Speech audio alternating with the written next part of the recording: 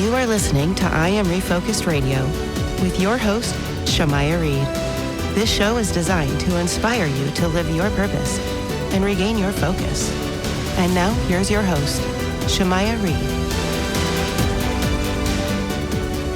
Hey, welcome to I Am Refocused Radio. Once again, we are here today and we have another amazing show lined up for y'all. Today, we have a special guest, and this is going to be a really fun interview because his story is unique and is awesome.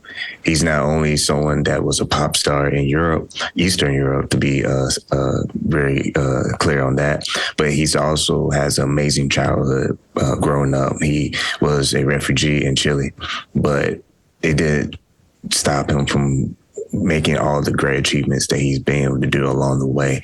First and foremost, Christian Ray Flores, he is not just a lifetime achiever, but he is a doer. He takes action. He makes things happen. He's a high performance coach. He's an entrepreneur.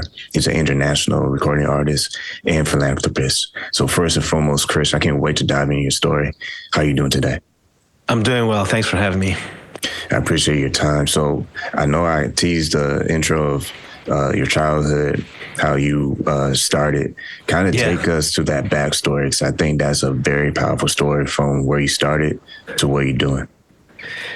Yeah, it is a crazy story. You know, I was born in Moscow, Russia. My mom's Russian, but my dad's Chilean, and they moved to Chile when I was a baby. And just a few years later, we found ourselves in the middle of this massive civil unrest. There was a military coup. People were put in concentration camps, secret prisons. A lot of people got killed and tortured. And my dad was one of those people that were put in a concentration camp.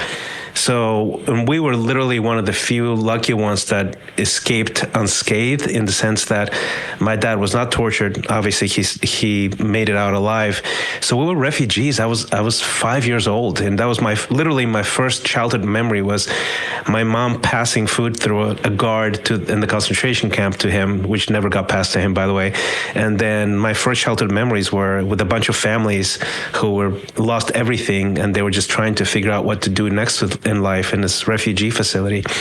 And that got us traveling rather to Germany, and then Eastern Europe, then Africa. So I spent my childhood in Africa. I arrived there by age 7 after being that was my fourth country by age 7. So I saw a lot of hardships early on. There was a civil war going on in Africa, like a year in. We eventually made it back to Russia, and I saw tanks in the streets of Russia. I lived under the Soviet regime for a while, where entrepreneurship was literally illegal. And it all turned around when the Soviet blocs basically collapsed, and I got a great education there. As a matter of fact, I got a master's degree in economics, but I went into music because I was musical my whole life, and it was sort of on the surface very impractical thing to do, but I sort of followed my gut, and within a year I turned into one of the pop artists in all of that territory of 15 different countries, which was the former Soviet Union. And I ended up, starting new businesses. I produced other bands. When we moved to the States, I started 3 businesses here, 2 nonprofits. So it's definitely one of those classic rags to riches story, where I have all kinds of opportunities that came my way, partially not in spite of the hardships that I endured and the poverty I endured, but actually because of them, I think. So that's sort of one of my key core things in my coaching, is that I teach people anti-fragility, how to use the obstacles that come your way actually in your favor, so that you can succeed because of them, not in spite of them. I appreciate you sharing that story, because like I said, being able to go from that to where you are today, I mean, you said moments ago, having to travel at such a young age. I mean, I remember when I was a little kid, maybe going to Michigan was my travel, but for you having to go different countries. Before we go further, kind of touch a little bit more about your experience having to adapt in such short, got tongue tied, at such short notice. It was pretty stressful. You know, my dad tells me that I went silent for like a year when we arrived in Africa, because it was just so much so fast. And it's sort of a mix of I'm young, but I can tell things are bad, right? When you're in a refugee facility, and then you move to Germany, and we get asylum there, and then we go back to Russia, and we live in this communal apartment, sharing an apartment with the family. It's just poverty, right? And I was sick there. Oh, on top of that, I got real sick because of the climate. So I was in hospitals all the time. And my mom, as a matter of fact, just said, I think he's going to die if we don't send him to Africa with my dad. Because my dad wanted for us to wait for a year. And my mom basically sent me ahead.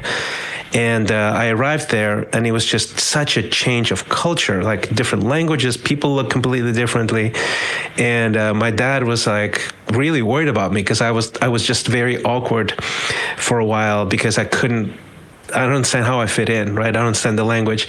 And in the long run, though, that was a great blessing because I learned Portuguese. I already spoke Spanish and Russian by the time I arrived there because of my mom and dad. And when they sent me to this African school, like no expats. I was like the only non-black guy there. And I had to like learn Portuguese in the street and in the school. I was forced to do it.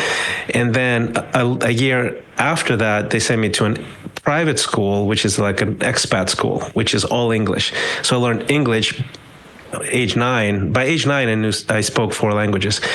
And it just really does, as you said, gives you almost like this enhanced ability to read people, read body language, try to fit in, socialize. And to this day, I count it as one of the greatest gifts that I've ever received, is that I not only know how to assimilate and adapt, but I really truly love people in different cultures, right? I like the music from different cultures. The beats, it actually served me really well when I became a musician later, right? Because I had this African drums thing going on and all kinds of music in my head. But it gives you exposure to such a wealth of the human experience, of culture. So it was definitely a gift in the long run, but very hard in the beginning. Once again, you're listening to Refocused Radio and watching us online, talking to our guest today, Christian Ray Flores. You go to his website, Xponential.life. We're talking about today's topic, creating a lifetime of fulfillment and high impact. As we are getting to the topic now, looking over your experiences to be able to not just be able to appreciate music, but have it create you a nice little career. I mean, being a pop star in Eastern Europe and not just stopping there, but having multiple businesses, and now you're helping high performance individuals. What you feel is the basic building blocks that help you sustain your success? Because it's one thing to obtain success, but it's a whole different ball game to be able to manage it effectively. Well, I think for me, the first one is, how do you go from being a little overwhelmed, a little stressed? And I think most of us find ourselves in that state a lot. And we underestimate just how harmful that can be if we don't know how to manage it. Stress is not bad. Good stress is really good. But not knowing what to do with it is sort of the problem in my mind. So the first one for me is, how do you go from stressed out, anxious to creative, energized, and joyful? Because in that state is when you come up with your best ideas, you come up with solutions to the problems that you're facing. That's the state you want to be in. And when I work with my clients, that's the number one thing I go, okay, week 1, I want you to learn how to do this, and I can teach you how to do this literally in a week. If you do the work, you're going to experience a tremendous shift in your energy level, your creativity, your joy. And that's the main building block. You really can't build a different future if you're in survival mode, basically. The second one is how to pick a direction. I think most of us early on, especially when we have success early on, and let's say we have drive, we have education, we get opportunities in life, we move fast and we move in a certain direction because the world is sort of rewarding us for our grit, our talent, maybe our hard work, our hustle. And the minute you start getting bigger, let's say you're managing a team, you're managing a company, you're managing multiple things at the same time in a successful, let's say, product launch, complexity starts to slow us down. And that's where sort of and what we lose is we lose momentum. And when we lose momentum, we lose confidence. So I try to address momentum as a key metric, as a key value, right? You have to figure out direction. You have to figure out, and then what are you going to say no to? Are you going to prioritize? How fast are you going to go there? I think the third one for me would be, how do you deal with the inner voices of self-sabotage, which is a very natural response to any progress. When you're trying to build a new future, a place where you haven't been before, the inner voice of who do you think you are? I think you might be, you might look ridiculous, you might fail. It's endemic. I mean, and it's actually primal to everybody. Like no one escapes that. There's a way to manage that so you can actually beat it and not be really defined by it, right? Which is not easy to do, but there are skills that you can develop.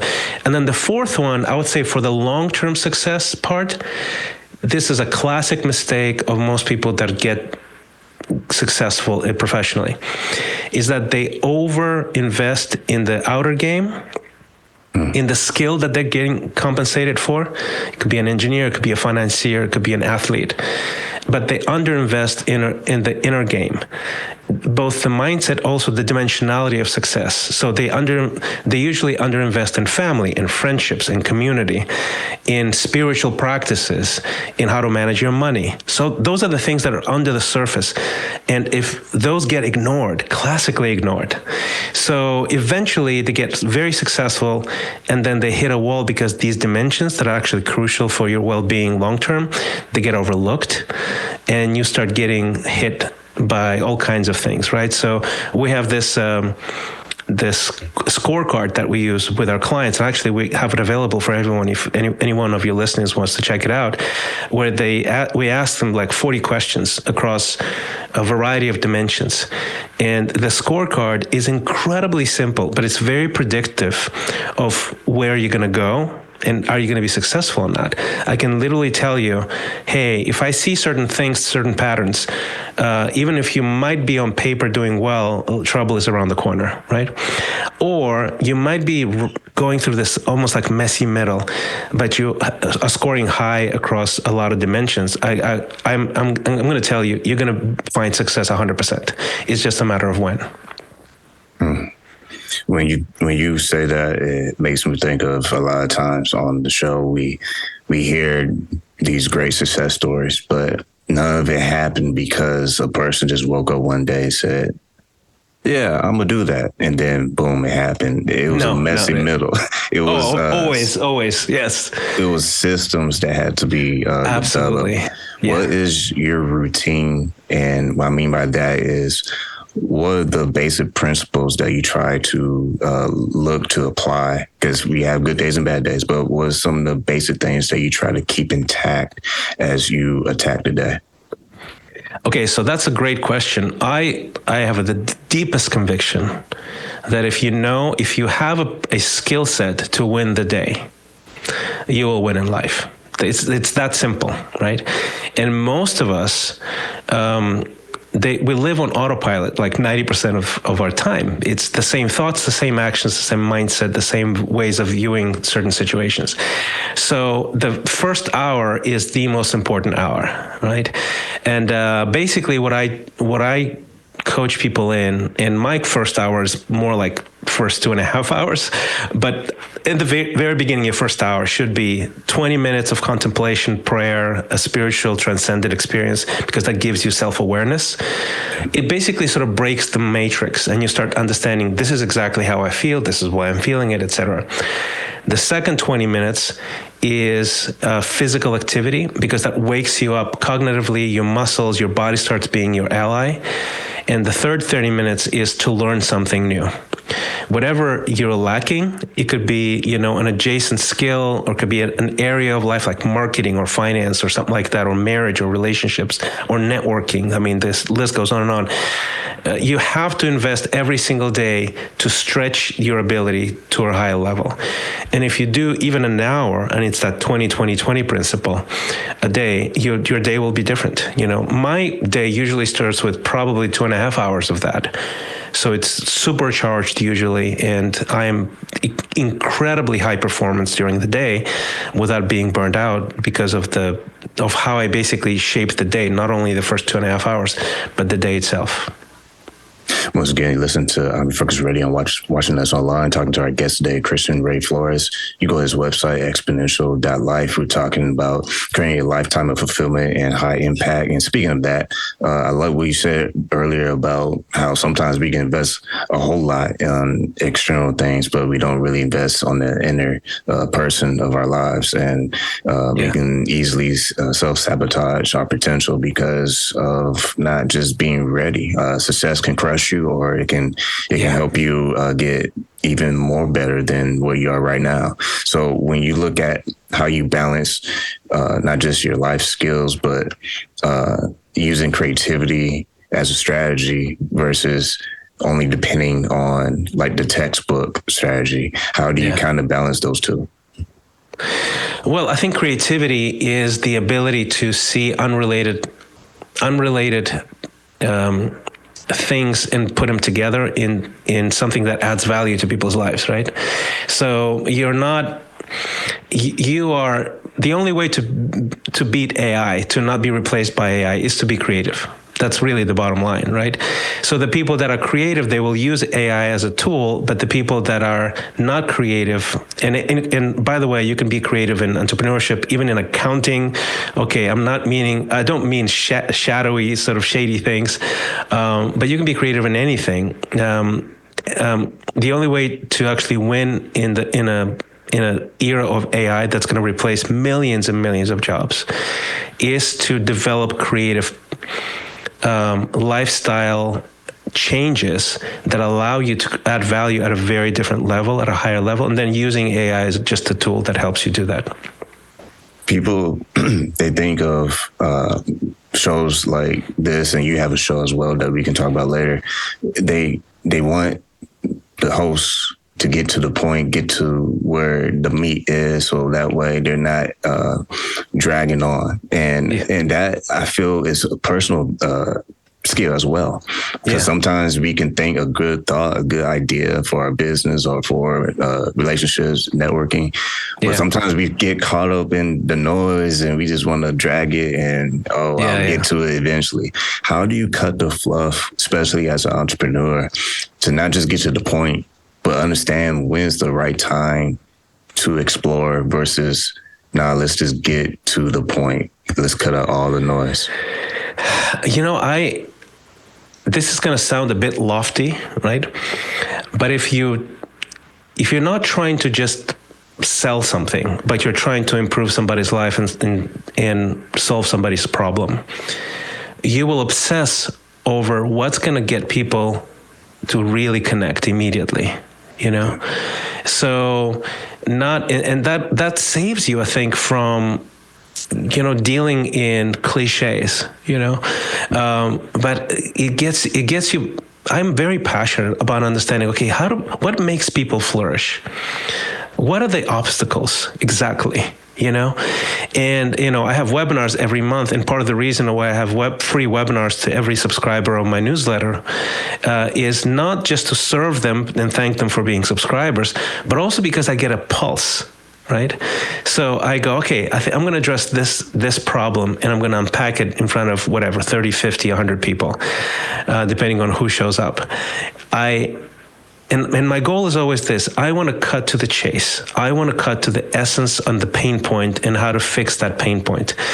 And the longer you do that, the more you almost like train yourself to get to it, and you can see the response. And that's why it's beautiful to be able to have an immediate market response from people that are there to be helped.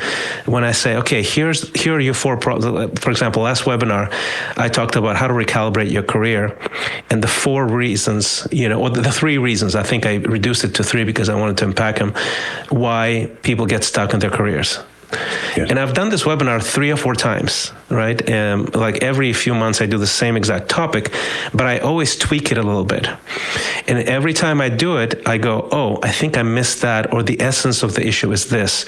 So I add that to the next one, to the next one, to the next one. So after a while, everything you say is gold, right? Because people go, man, that's exactly how I feel. How do you know this? You know, and it's because, you know, you care about people. You want to solve their problems. You don't want to just, you know, pontificate. And I love what you said earlier in the show when you were talking about your childhood, when you were moving around. You love people, different cultures. You love the arts of music. And I think those things, they give you reason, they give you weight to do what you do, especially as a professional, because it kind of gives you that human approach that you're not just so robotic, like, you know, I'm just transactional and I'm not going to transform anything but, you know, my wealth or whatever. My next question would be you also are host of your own platform, Headspace. Tell us a little bit about that, because I believe that ties into the high impact as well.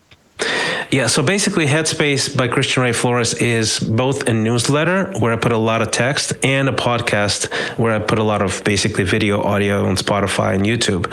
And the idea there is I just wanted to be able to have a discipline around sharing content, information, stories, strategies with people who value high success and high significance.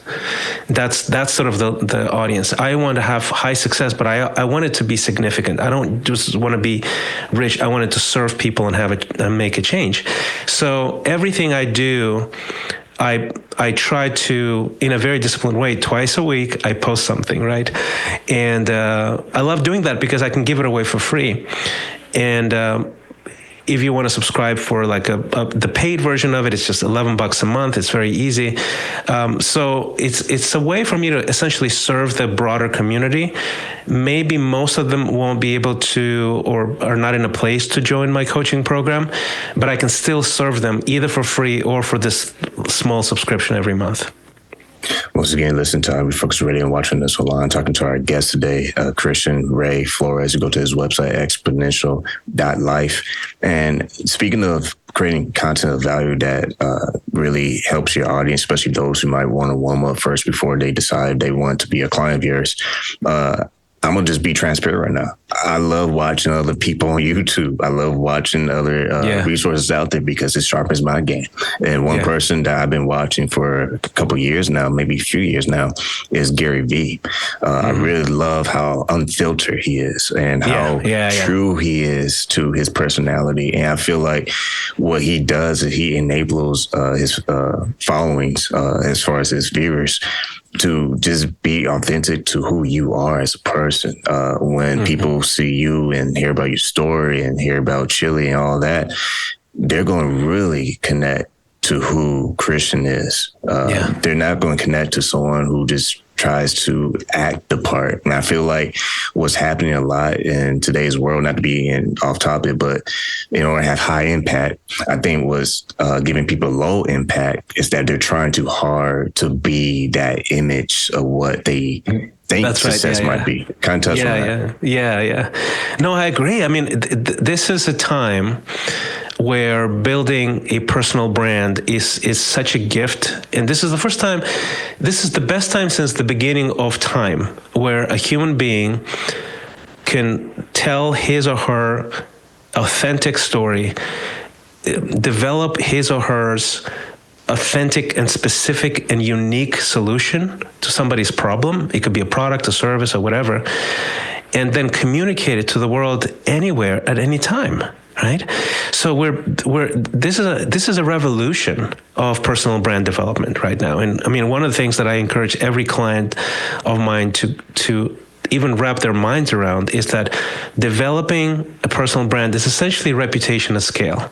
Is you show up your real self, your true self, and you share the value, the passion that you have, the solutions that you have for people, and it finds the right people, and they send it to each other, and they follow you, and they trust you. And it could be like you said, following you on YouTube, or it could be something more specific, like becoming a client. But it's what a what a great time to be alive, I think, right? Because I don't really need or want to appeal to everybody. I just want to appeal to the people that I can serve best. And it's a beautiful place to be.